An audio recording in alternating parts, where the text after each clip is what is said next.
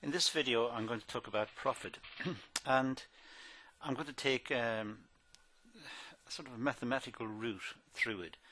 The mathematics are not complicated, but if you're not happy with the mathematics, then just watch out for the key statements, the outcomes. But for those of you who are curious as to why certain relationships hold, here are the proofs. So really these classes are ideally suited for those of you who've got a fairly decent mathematical background. Those of you who are not happy with that, just watch out for the key statements. I'll indicate what it is that should be remembered and what the outcomes of the mathematics are. So I'll indicate those to you. So let's start. We're going to talk about profit. Well, profit is just simply the difference between revenue and costs. So profit is equal to total revenue minus total cost. We write pi for profit. We can't write p because p is usually price. So when we write little expressions to show profit in economics, we usually represent it with the letter pi. It's not pi as in mathematics, the 3.14 whatever it is. So we're not talking about that pi. We're talking about pi, shorthand for profits. Now, let's look at the theory of profit maximization, because we're dealing with a type of economics that's sort of based on the idea of maximization. Rational behavior would mean maximizing behavior. That's our working hypothesis. So to get this, we get marginal revenue, which is equal to the difference in total revenue with respect to the difference in quantity. So in terms of the calculus, it's dTR by dQ. And to maximize that, we set it equal to 0. So total revenue is maximized when marginal revenue is equal to 0. Right. Similarly, profits are maximized with respect to output when d pi by dq is equal to 0. That's how we maximize using the calculus. We simply differentiate one variable with respect to the other variable and set it equal to 0. So that's quite straightforward. That's if you've done a little piece of calculus. If you haven't, I guess that's sort of hieroglyphics, but you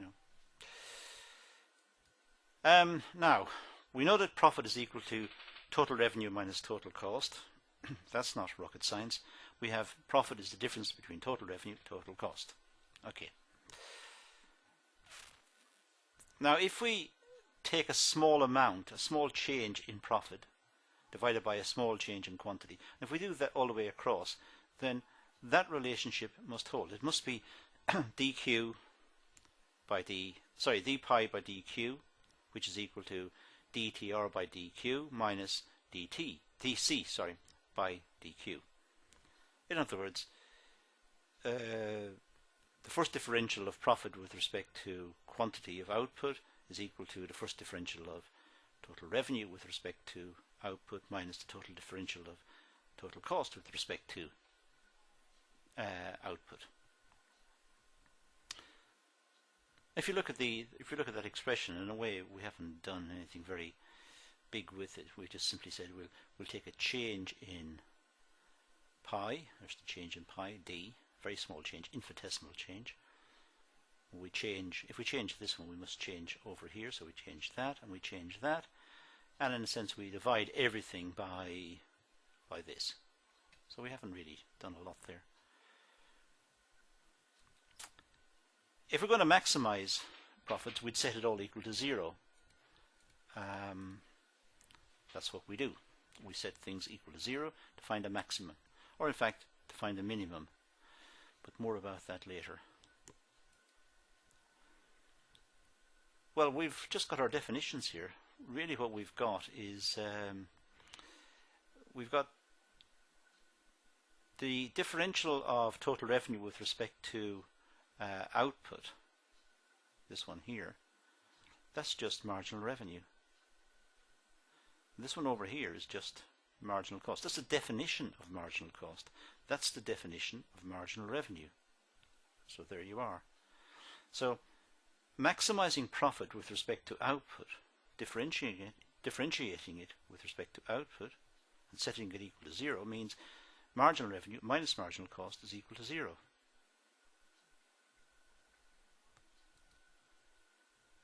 And just tidying that up, take this to the other side. So we've got marginal revenue equals marginal cost for profit maximization. That must be remembered. That's key. To maximize profits, marginal revenue must equal marginal cost. Obviously, in the world in which we live, there are big issues with doing this. For example, how do we measure marginal cost? How do we measure marginal revenue? How do we know where they exist, and how do we work them out? And lots of practical problems. But theoretically, that is the solution. That's what the theory would indicate where maximum profits exist. In fact, it's not quite as simple as that. I said to you earlier, this one up here at the very top, this one is maximum. This is maximizing profits. Well, yes, it is, but it's also maximizing losses. When you differentiate, when you take an expression like that and differentiate it with respect to Q, you found out the maximum or the minimum.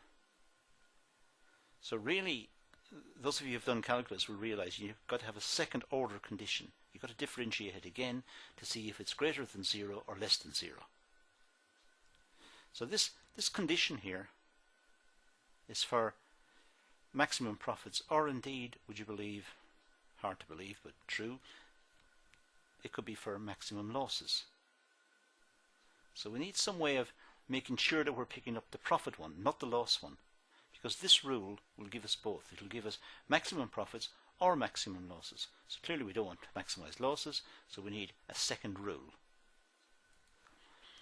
So the two conditions for profit maximization are marginal revenue equals marginal cost. Okay, we've established that. And the second one is the marginal cost curve must be upward sloping. Now, we'll bump into this again in other videos. And this is called a second order condition. If you've done calculus, you'll understand this completely. If you haven't, just for the moment, take it as a second condition. There are two conditions for profit maximization. Marginal cost equals marginal revenue, and the marginal cost curve must be upward sloping. That must be remembered. Okay, let's get practical and look at a table and see what's going on here. See if we can identify things. There's an output table. We've got here output on the first column. The outputs run from 1 to 6. We have marginal cost in the second column, marginal revenue in the third column. Then we have one called marginal profit. We haven't met this one before. Marginal profit, and we have total profit. Let's just run down these for a moment. Output is equal to 1. Let's say marginal cost is 5. Let's say marginal revenue is 20. So the cost of producing the first one is 5. The revenue from selling the first one is 20. So the profit from selling the first one is 15. And we're only making one, so our total profit will be 15. If we make two units of output, the marginal cost of the second one has gone up to 7. That's the cost of making the second one. It's not an average, it's the cost of that particular item. The revenue from producing it has come down to 18. Well, maybe the consumers need to have a slight discount to buy the second unit, or market conditions, the price has fallen slightly, or whatever. But let's say the revenue from selling the second one is 18. The cost of making it is 7, and we get 18 from selling it. Therefore, the marginal profit, the profit on the second unit, is 11. 18 minus 7. We add that 11 to what we made on the first unit, we get 26. 15 plus 11. If we make 3, the marginal cost, i.e. the cost of making the third one, is 10. The revenue from selling the third one is 16. Therefore, the profit from selling the third one is 6. It's 16 minus 10. We add 6 to 26 to give us 32. So the marginal profit, the profit from the third one, is added to the 26 to make 32.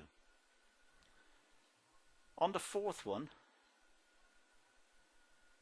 the marginal cost is 14. The marginal revenue is 14. So it costs 14 to make it, and we make 14 when we sell it on the fourth one. Nothing to do with the third one or the second one or the first one. This is on the fourth one only. It costs 14 to make the fourth one. We sell it for 14. No profit. So the total profit remains the same. And so on for the fifth and the sixth. So profit maximization, if you look at the results here, profit maximization occurs between 3 and 4 units. So it's somewhere in here. Obviously, if these were continuous units, if you're making litres of petrol, it's a continuous unit. You don't have to have a litre. You could have half a litre or a quarter of a litre or whatever. We can divide up, and we can have 3 point something. If these were discrete units, i.e. units that can't be divided up, then we'd either produce a 3 or a 4. But somewhere in here is profit maximization. The profits are rising up to 32, then the profits are falling back, 25 and 8. So profits increasing and falling back.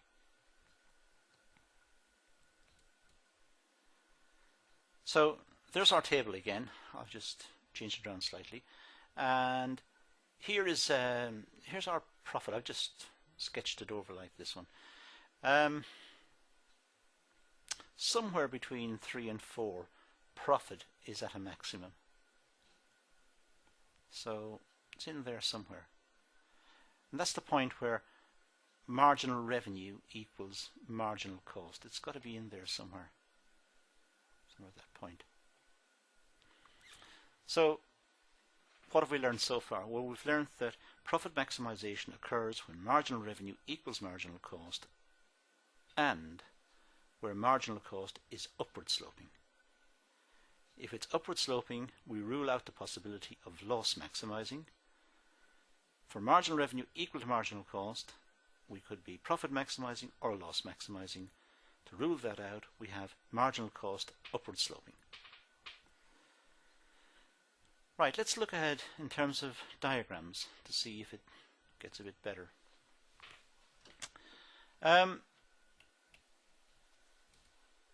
Here's our average cost.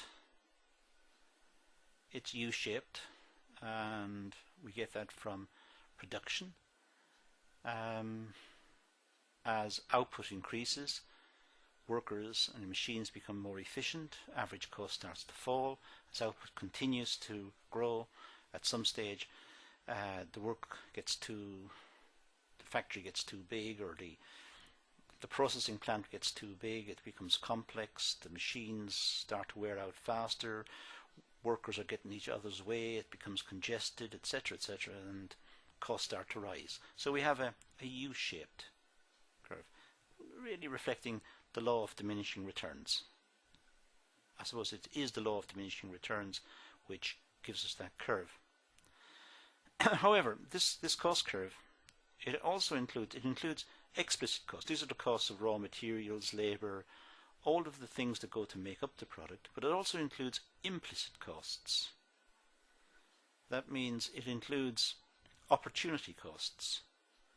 It includes what could have happened to the capital had it not been invested in this particular business. So it includes implicit costs, opportunity costs, and it also includes normal profit. Normal profit is a cost. That may sound a bit strange, but normal profit is a cost. Companies go into business to make profit. If they can get 5% return in a bank, let's pretend, and they're going to get 5% by investing in this business, why invest in the business? Why not put the money in the bank and relax and have an easy life? So they must make something over and above what they would have got had to put the money into the bank. So normal profit is just enough profit to keep them in the business. Anything above that is called abnormal profit. So normal profit is necessary to keep companies producing. Anything less, and they will want to liquidate their assets, put the money into an alternative investment and do something else. So our average cost curve includes explicit costs, implicit costs, or if you like, opportunity cost, and normal profit. Normal profit is a cost. It's integrated into our idea of average cost. It's one of the big differences between economists and accountants. We see costs differently in that sense. There's marginal cost. Marginal cost cuts the average cost at its minimum point. Marginal cost is upward sloping. Here's average revenue. Marginal revenue has twice the gradient of average revenue, and it starts at the same point. So its average revenue is sloping downwards, marginal revenue has twice the gradient, and starts at the same point up here. Now, the profit maximizing output here is at Q1.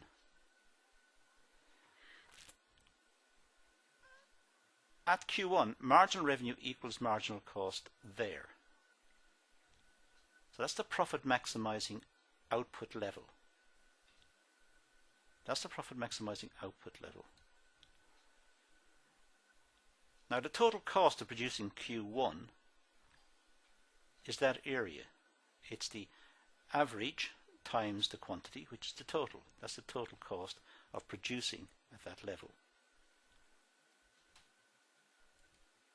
The total revenue is the average revenue times the quantity. So it's the area of this rectangle here.